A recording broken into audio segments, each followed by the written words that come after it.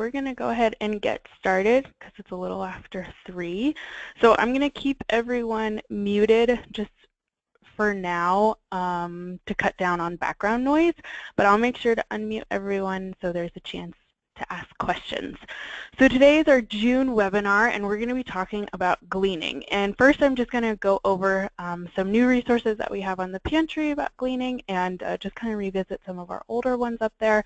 And then we're going to hear from Anna from the Campus Kitchen at the University of Kentucky, and she's going to talk about their gleaning program.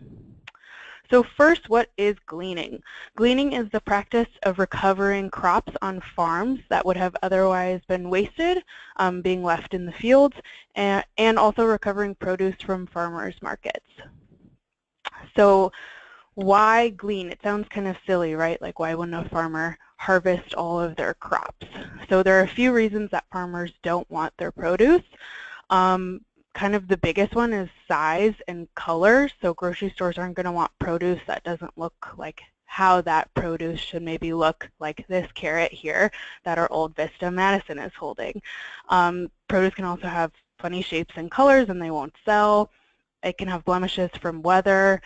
And sometimes mechanical harvesters just miss some of the produce and they can't get it all, so it's left in the field. One other reason is that there's a surplus in the market, and the cost of harvesting, processing, and distributing the produce is higher than the actual sale value. So farmers aren't going to want to get that produce. So just some gleaning resources that we have and that we recommend everyone checks out. The National Gleaning Project, Society of St. Andrew, and they have a gleaning network on their website. GleanWeb, USDA, under their food waste and recovery, they have a whole website that's dedicated to gleaning and donations, and it's a map of where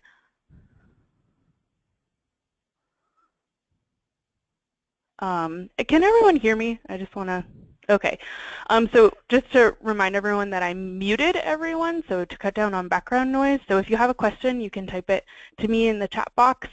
Otherwise, we're going to unmute everyone at the end so that you can talk. And then the last resource here is Failing Fruit, which is just another website.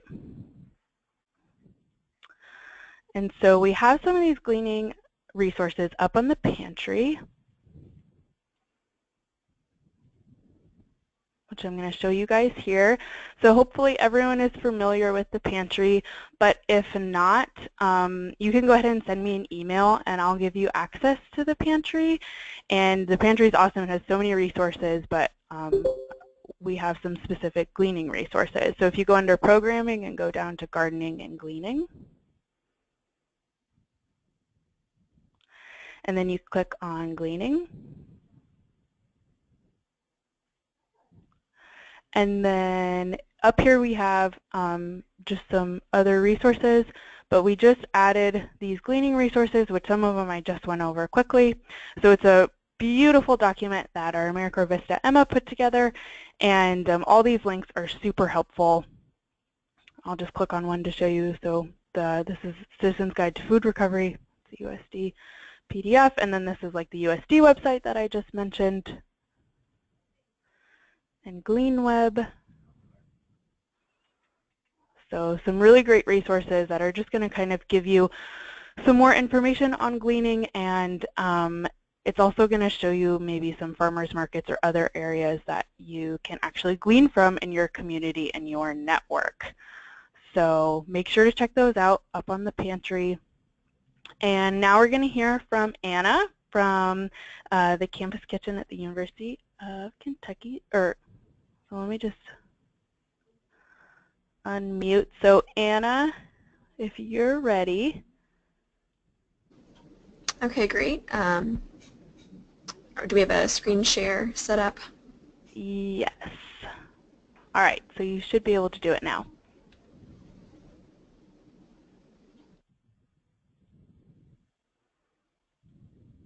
There we go. Okay, well, thank you for everyone tuning in today, and thank you, Tyler, for having me represent the Campus Kitchen at the University of Kentucky. I'm very excited about sharing what we've done with Gleaning since 2014, and hopefully, to inspire others to start gleaning. So let's begin.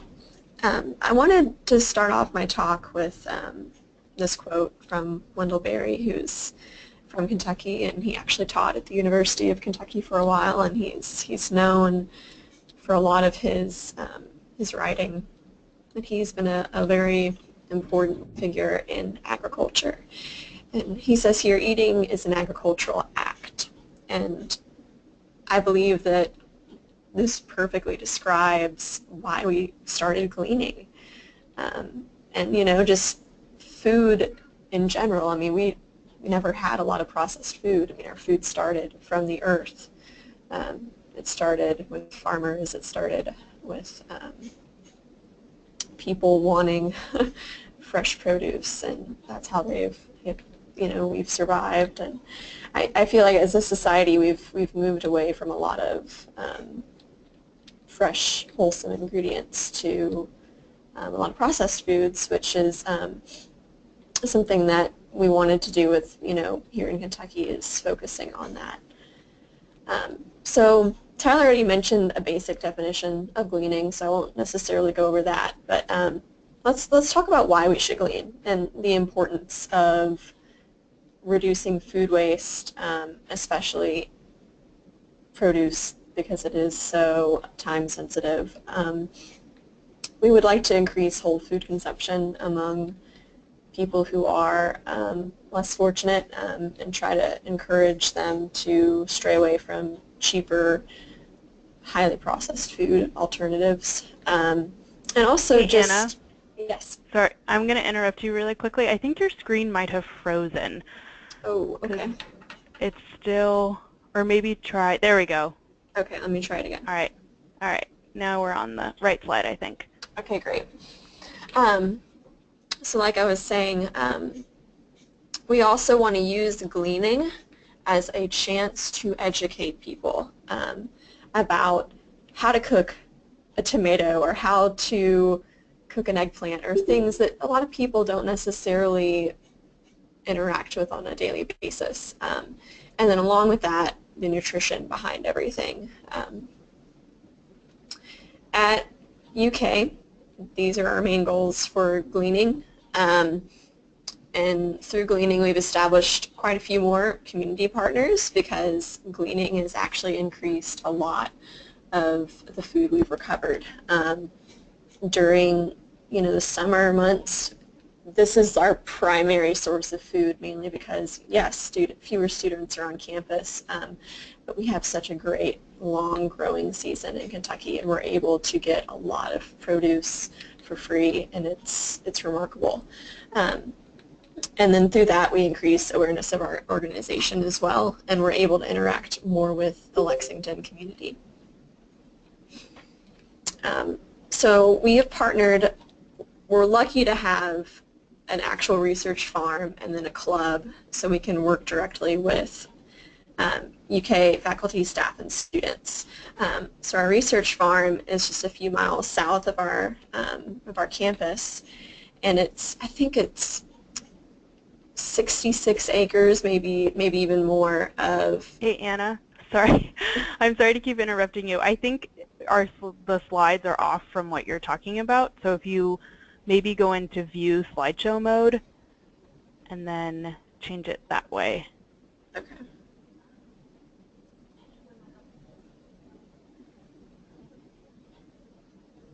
And then if you can,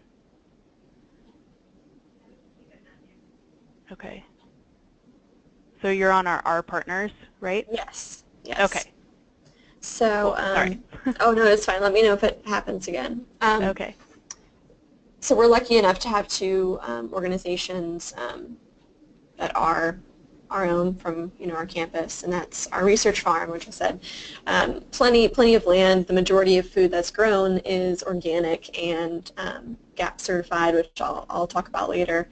And a lot of that produce is strictly research. I mean, we'll have a professor want to research like cucumber plants, let's say, and so he'll grow all these cucumbers and nothing is wrong with them. He could be testing um, certain fertilizers or testing other things with the plant or just doing genetic research. And so he'll have all these cucumbers, but they would just ultimately go to waste if, we didn't glean from the research farm.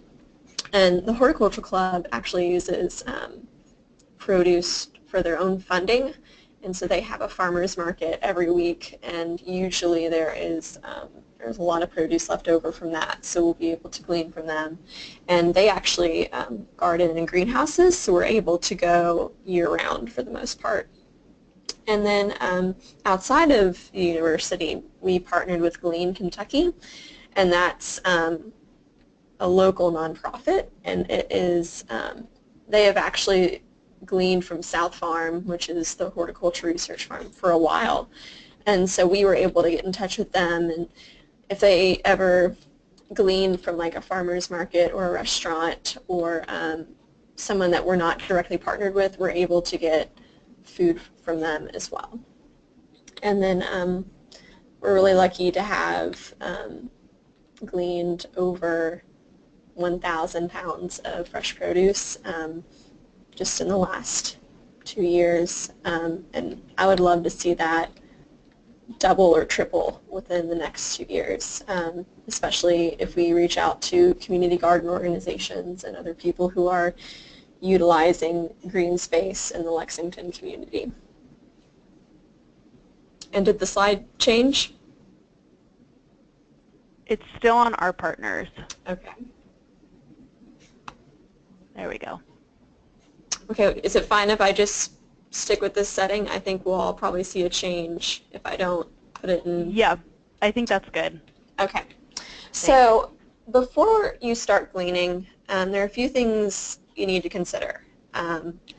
First off, general training of people involved with the organization, especially cooking shift leaders, because they are ultimately going to be the ones that are preserving the food and obviously cooking it. So like I have a vegetable in the top right hand corner.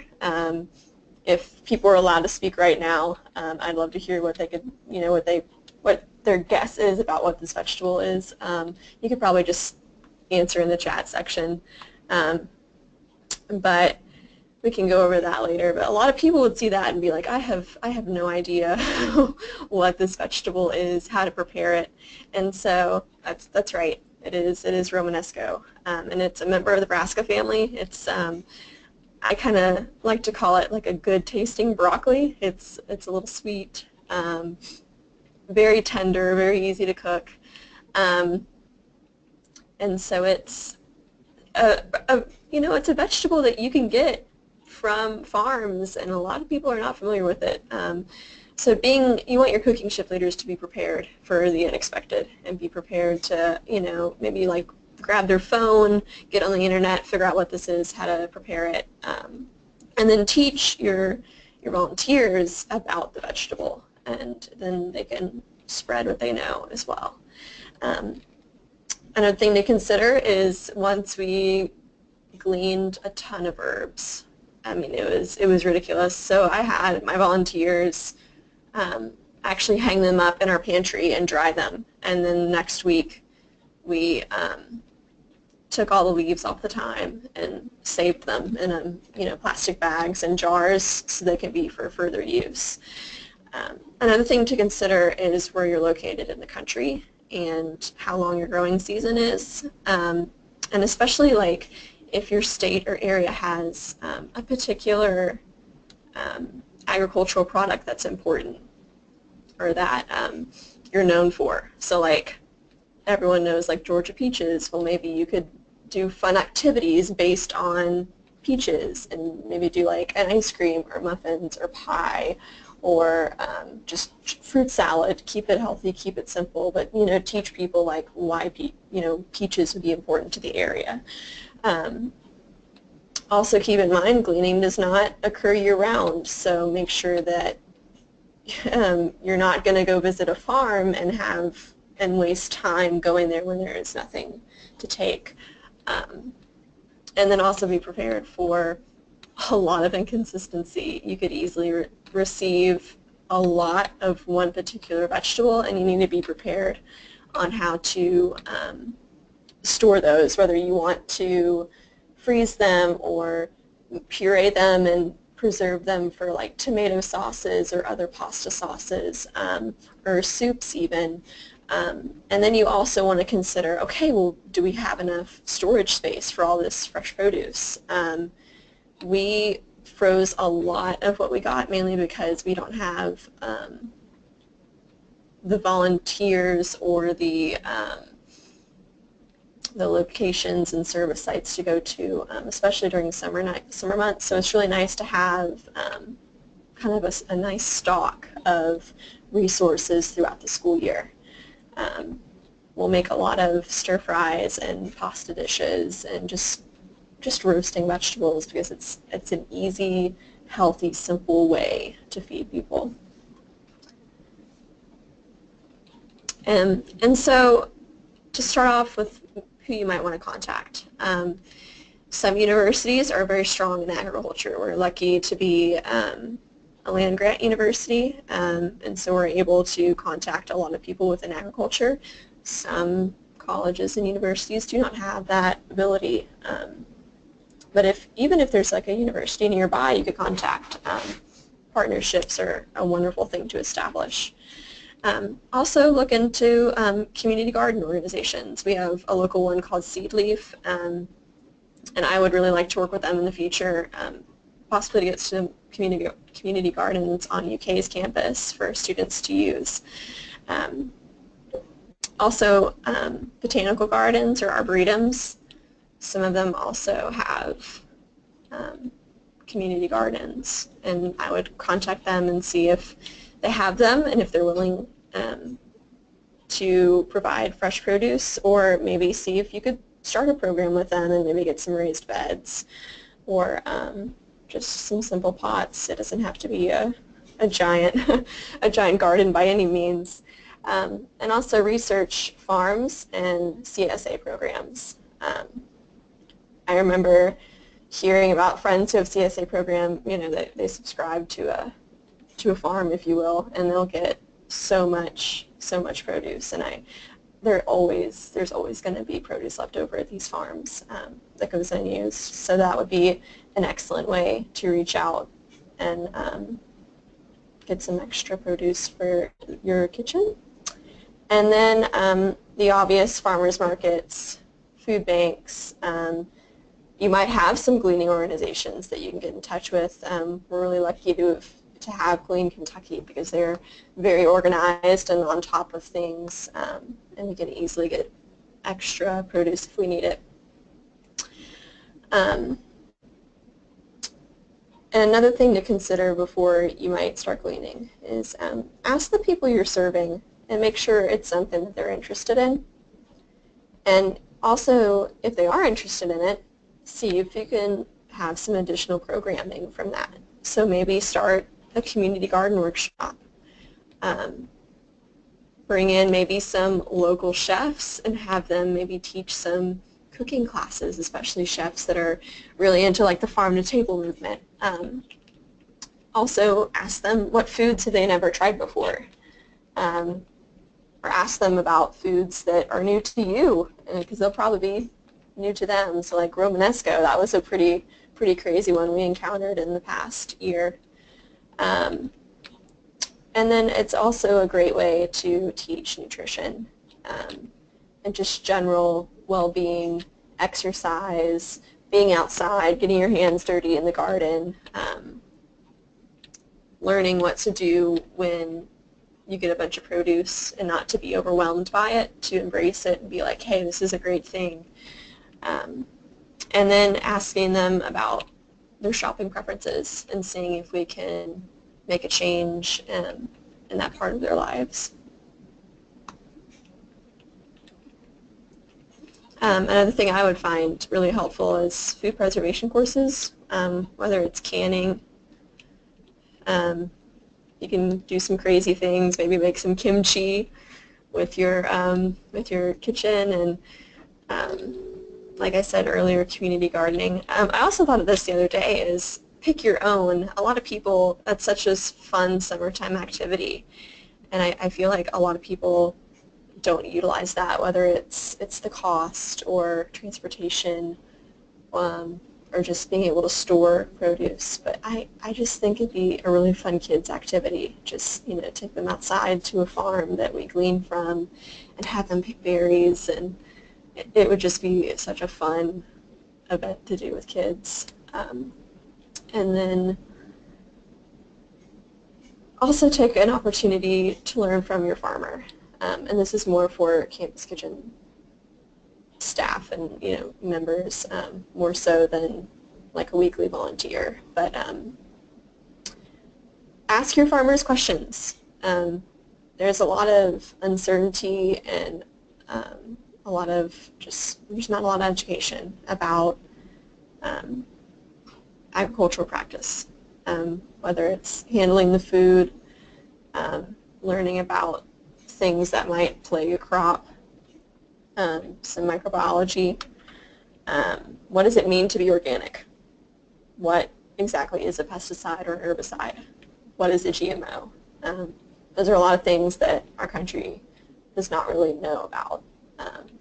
And if they have heard it, they kind of develop their own ideas before researching it. So it's a good idea to maybe like learn about why your food is grown the way it is, and that way we can inform other people and let them make their own decisions and their own opinions about what these things mean.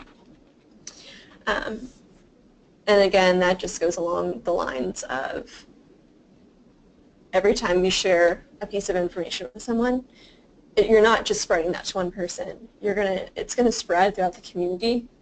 And so we have a chance to make a difference with gleaning, not just with nutrition, but it really does create a web within the community. And in conclusion, these are just a few questions that you might want to consider before starting a gleaning program or during your gleaning program, and also some contact information if you guys would like to, if you have any additional questions for us later on, especially as the summer season progresses. But thank you very much, and I guess we can open for questions at this time. Great. Thank you so much, Anna. That was wonderful. So I just unmuted everyone, so if anyone has any questions, you can ask them now or type them in the chat box.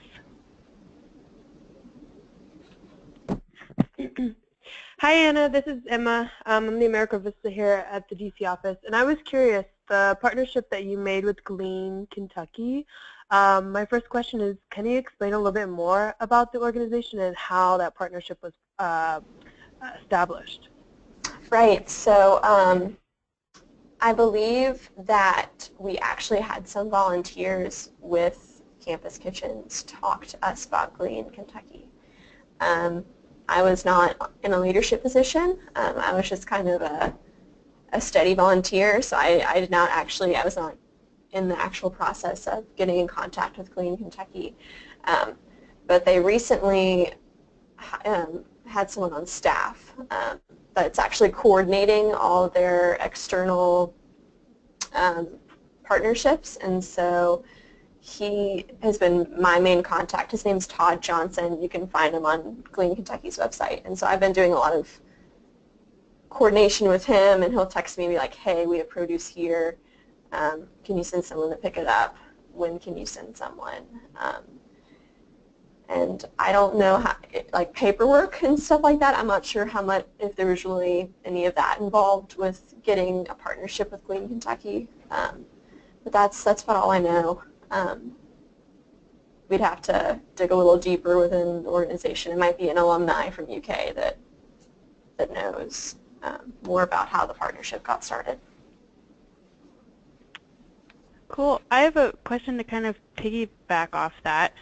Do you have any like tips or recommendations for how to best maintain relationships with gleaning partners from a campus kitchen perspective? Like, has anything worked or not worked for you guys in the past?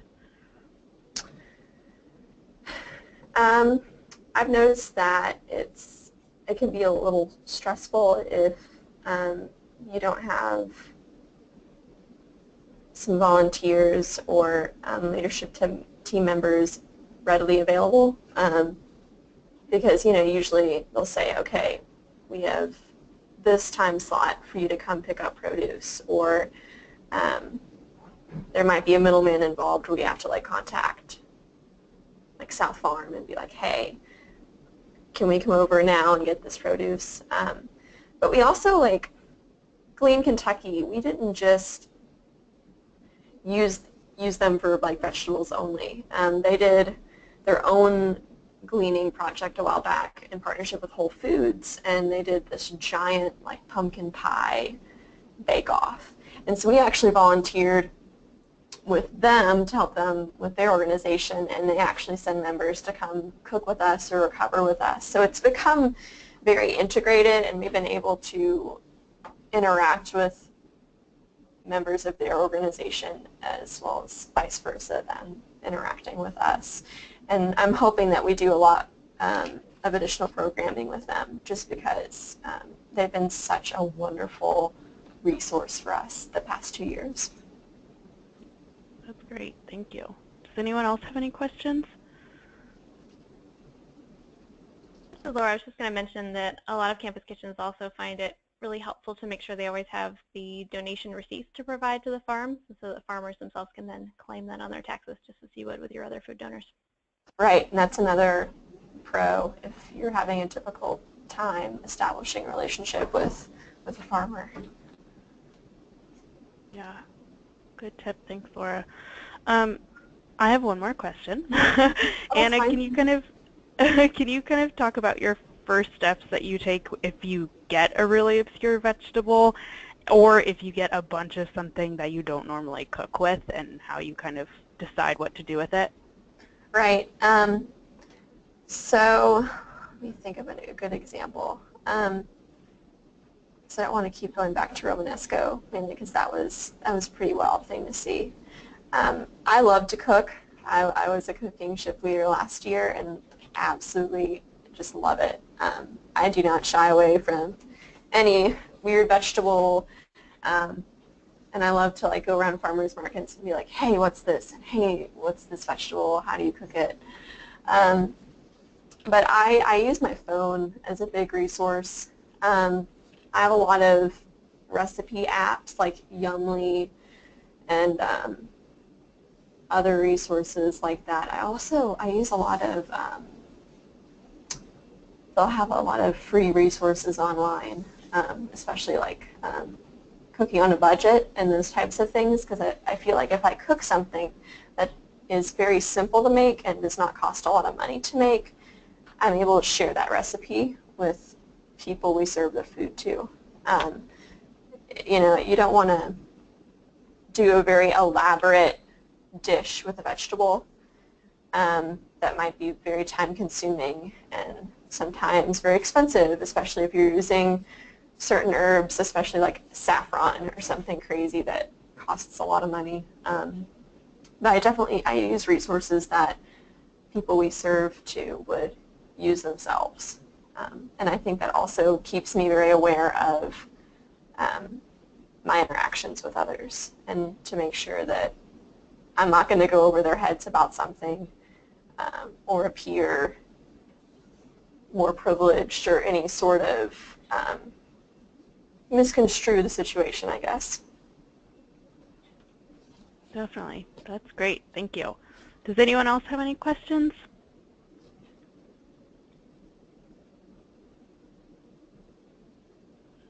No? All right. Well, thank you so much, Anna, for sharing all about your gleaning efforts at the Campus Kitchen at the University of Kentucky.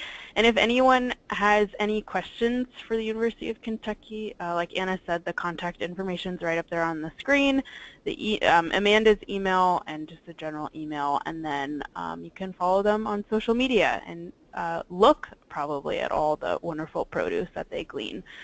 So again, thank you, Anna, and thank you everyone for attending, and we'll talk to you all next month. Great, thanks for having me. Thanks. Thanks, Anna.